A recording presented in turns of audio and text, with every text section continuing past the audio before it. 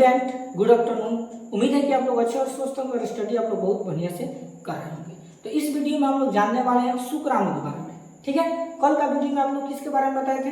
अंडाणु के बारे में, जो औरत के लिए बहुत जरूरी होता है। उसी तरह जो शुक्राणु होता है वो पुरुषों के लिए बहुत जरूरी होता है, क्योंकि अगर पुरुष में शुक्राणु नहीं पाया जाएगा तो कभी बाप नहीं बन सकते हैं।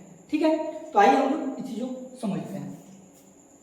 तो यहाँ पर प्रश्न है कि शुक्राणु से आप क्या समझते हैं? ठीक है, तो इसका परिभाषा हम लोग सबसे पहले जानते हैं। परिभाषा पर है कि शुक्राणु पुरुष प्रजनन कोशिका है। पुरुष प्रजनन का मतलब क्या होता है कि जब पुरुष प्रजनन करते हैं उस टाइम जो उनके लिए शुक्राणु बहुत जरूरी होता है, जो निषेचन की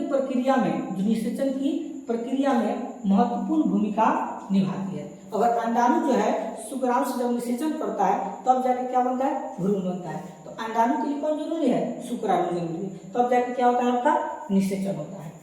यह कोशिका अंडाणु के साथ, देखो यह कोशिका किसके साथ? अंडाणु के साथ मिलकर नए जीवन की क्या करती है? शुरुआत करती है।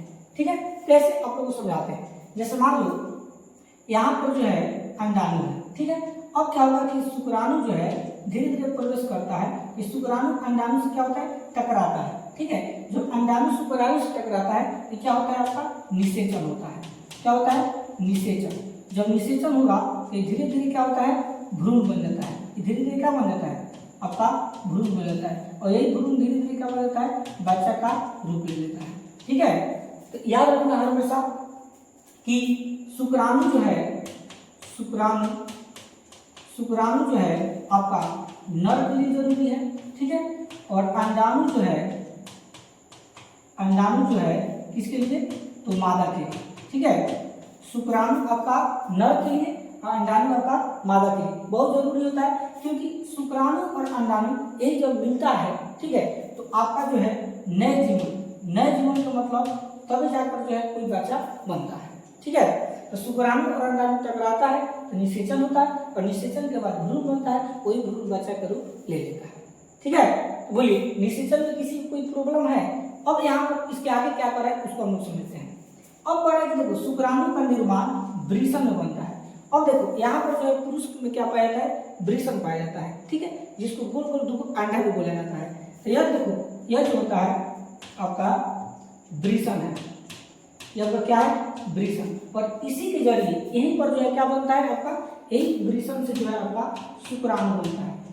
यही वृषण से आपका क्या बनता है? शुक्राणु। और शुक्राणु बनने के बाद यहीं से जो है आपका इस नली से, यहाँ पर जो आपको दिखाई दे रहा है, इसी नली से जो है आपका शुक्राशय में जाकर शुक्राणु क्या होता है? जमा हो जाता है, इकट्ठा हो जाता है, और वही जो है धीरे धीरे शरीर से क्या निकलता है? बाहर निकलता है। जब जन्म किया जाता है, जब संभोग किया जाता है, तो उस दौरान जो है उसी आपका शुक्राशय से जो है पाइप के नली के द्वारा जो है शुक्राणु बाहर निकलता है, और शुक्राणु जब अंडाणु से टकराता है तो निषेचन होता है।